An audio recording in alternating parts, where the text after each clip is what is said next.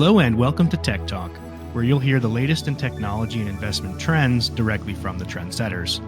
I'm your host, Fritz Spencer, member of EisnerAmper's Technology and Life Sciences practice, and with me today is scientific pioneer and friend of the firm, Dr. Rik Mehta, co-founder of Lactiga, a biotech startup that's working to diligently improve the quality of life of immunodeficient patients. Rik, thank you so much for joining me today.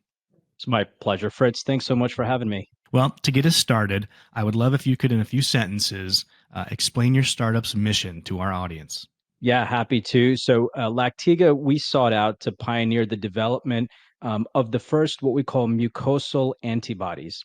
Our body, it's such a unique and beautiful thing. And we actually have two systems of immunity. We have a system of antibodies in our blood, in our systemic circulation. And we have a system of antibodies and immunity in what we call our mucosal compartments or the linings of our major organs. And to date, no company has ever developed antibodies to be delivered to fortify and bolster our barrier protection of our mucosal system. And so, what Lactiga is doing, we're an early stage biotechnology company focused in immunosciences to really re-envision how we develop antibodies to protect us against some of the most worse pathogens, especially among our vulnerable patient populations, starting first with immunodeficient and immunocompromised patient populations. Interesting. At EisnerAmper, we are creative problem solvers that take a 360-degree approach focusing on you. We're an award-winning firm with decades of experience. EisnerAmper. Let's get you ready.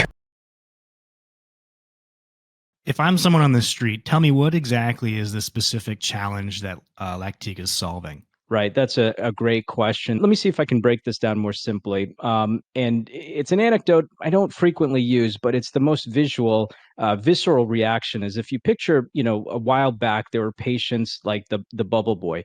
And these are patients where they were so sick that they had to be put inside of like a sterile unit because there just weren't any treatment options. Now, we've come a long way since that, but unfortunately for these patient populations, they have a shorter lifespan, especially among the pediatric population. And it's primarily because their body continues to be bombarded with pathogens that they're unable to fight off. It's like missing an entire layer of your army. And so while there's been advancements in antibody replacements in the blood, your first line of protection is the antibodies in your mucosal system. Now, think back a couple years to the time of COVID. In fact, that's where Lactiga got its start. COVID, SARS-CoV-2, is actually a respiratory infection of the mucosal layer. And that's where it starts. And so we thought, well, if we can increase the antibodies in the mucosal compartments and other areas where there's mucosal linings, well, wouldn't that provide a protective layer, a shield from these pathogens from infiltrating your body? And the answer is yes, that's exactly what we're working on and what we're looking to do is to give these patients that are unable to produce antibodies a new line of defense such that these pathogens don't proliferate into these full-blown diseases that end up making them hospitalized, sick, or in the worst case, death. Yeah, that's exactly the words that came to mind, was line of defense, that you guys are building there. And, as a founder, it must be pretty, you must be pretty involved. Can you give me a little bit more about your background in this industry or in this area? Yeah, as a founder, you really are forced to wear many hats. Fortunately, in my career, I've had the opportunity to learn a few of those hats. I started my career as a clinical pharmacist working in intensive care units here in New Jersey at the Robert Wood Johnson Hospital. And actually, I used that as a way to put myself through law school, going to Rutgers Law, Newark. And then upon graduating and becoming a pharmacist and a lawyer, I went to the Food and Drug Administration, where I spent about a decade in government service and public health, really working to help the United States fight against bad drugs that were being circulating through our supply chain, and then focusing and leaving the FDA as the former deputy director of medical policy before parlaying that experience into the private sector and industry industry and wearing the hats at large pharmaceutical companies, and then going to smaller companies, helping them navigate complex regulatory strategies to get drugs approved and create market access. And in fact, helping a company IPO even based on their first FDA approvals before taking all that experience and moving it into my own startup. And so really with me, I help to bring deeper experience in navigating and taking advantage of the regulatory environment for keeping clinical trials streamlined in order to get drugs and biologics to patients, safe and effective biologics to patients as quick as possible. Your wall in your office must be covered in degrees and accolades. I can only imagine. So let's move back to Lactiga. I want to talk more about your technology. We're TechTalk here. We want to learn about what you're building, how you're building it, and maybe even how you're implementing it to your customers or patients. So this is what I think is super cool. So, a few years back, about let's say 5 or 6 years ago, a really good friend of mine, who's our chief scientist, and while I was at the FDA, he was a postdoc fellow at the NIH, kind of had this idea. And, ironically, the two of us both became parents at the same time, and our refrigerators were chock full of breast milk. Well, what's the correlation here between antibodies and breast milk? And well, the truth is that breast milk is chock full of antibodies. And no company has ever taken breast milk to see how you can purify the polyclonal secretory IgA out of that milk. And again, we're very familiar with this type of process with looking at human plasma and human blood. And in fact, they're very well circulated therapeutics right now. Intravenous immune globulin is the mainstay therapeutic for immunodeficient patients. But again, IgA is your most common antibody in your mucosal layer, and so putting two and two together to say, well, breast milk happens to have the most ample supply of secretory IgA, exogenous for patients that are not producing it endogenously. What if we took it and replaced their missing IgA? And so, we sought out very early in this journey to fund some studies, patent enabling studies. Now we have a very robust patent portfolio, being the only company that can take breast milk and purify secretory IgA for the development of therapeutics for any patient population, really.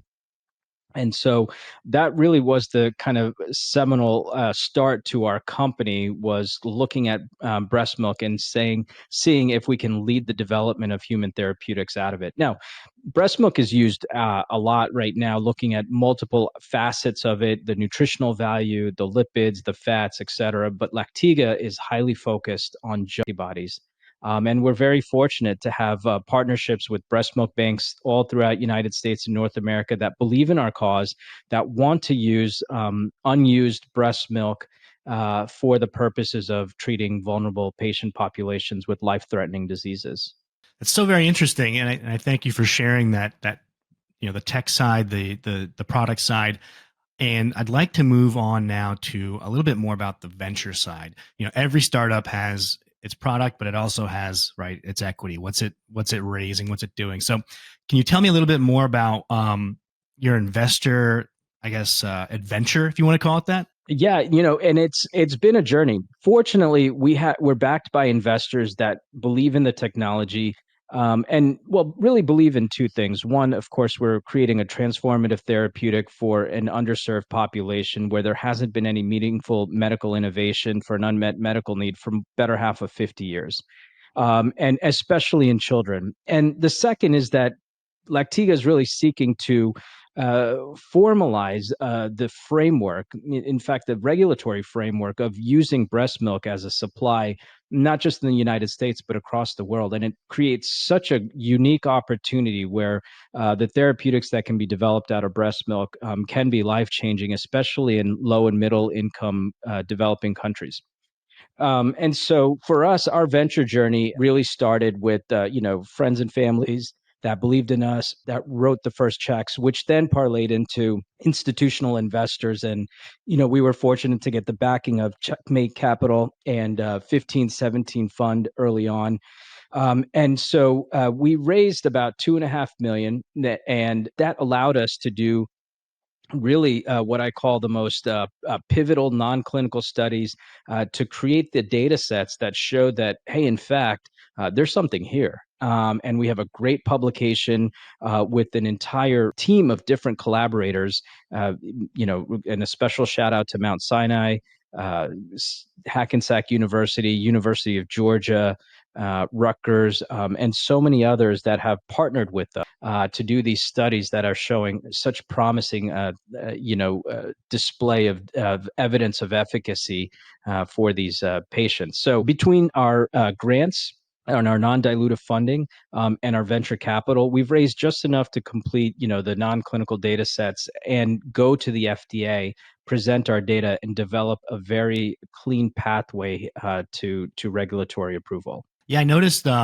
just by looking at your website that you guys have patents across the globe, it would appear. Can you tell me more about your global strategy and maybe how that process went for you? Yeah, absolutely. So, again, primary market we looked at was Canada and the US. And once we were able to establish those patents, we took advantage of the PCT, what they call the patent highway that allows for filing in multiple jurisdictions. We were backed by a great legal team. DLA Piper prosecuted our first patents successfully.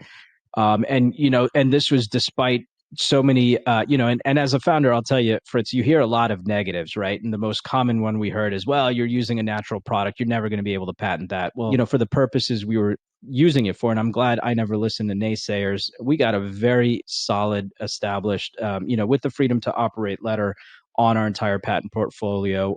Again, filing in multiple jurisdictions, looking at the European Union, and many other countries beyond that. And that was really important because as an early stage company, really the strength of your value, we don't have any products out on the market. We're not generating revenue.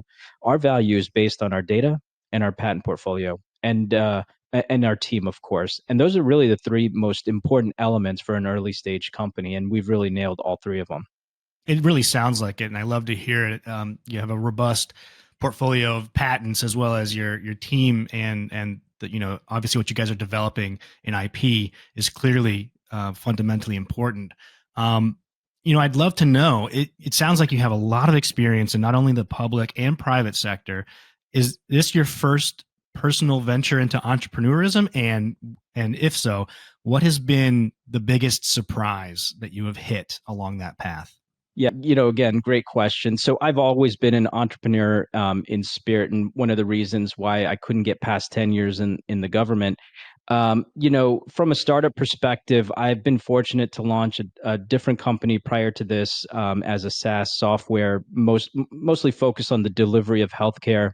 And looking at ways to rationalize a broken state regulatory framework between licensing credentialing for healthcare systems. And that went well. And beyond that, I've also been involved in politics. And, much like the startup of a business, starting up a campaign is quite very similar, of which at the end of the day, you have to get the respect of the people that, you want to believe in you for something that you want to, again, achieve something for the greater good. And in this case, developing medical innovations has been my, entire background, starting, as a pharmacist, and well, actually, well beyond that, probably inspired by my father, who did spend 50 years doing cancer research. I've always had this kind of like startup spirit. But at the end of the day, you really have to ask yourself why you're doing it. And the why really matters to me, whether it's to effectuate, public policy for the betterment, of our future generations, or a medical innovation that's going to be life changing for, very sick patients. Those are the whys that drive me. And I'll end on this point, Fritz. For me, and what's really important is that I'm actually a father of three boys. And so when I look at, the importance of the things that we're doing, especially when we're first studying a disease state that has a very high mortality rate in the pediatric populations, that means something to me. I was at the Immunodeficient Patient Foundation meeting in Chicago over the summer, and I met with a lot of patients and their families, and it really touched me. And so to know that we're on a track that could really change families and how they deal with these diseases. I mean, these are really the strongest people I've ever met. And so that's what I think is really important, especially the reason why you want to drive it, which can get lost in your conversations with venture capital, raising money. And, of course, at the end of the day, they're always asking, well, what's the market size? How much are you going to make?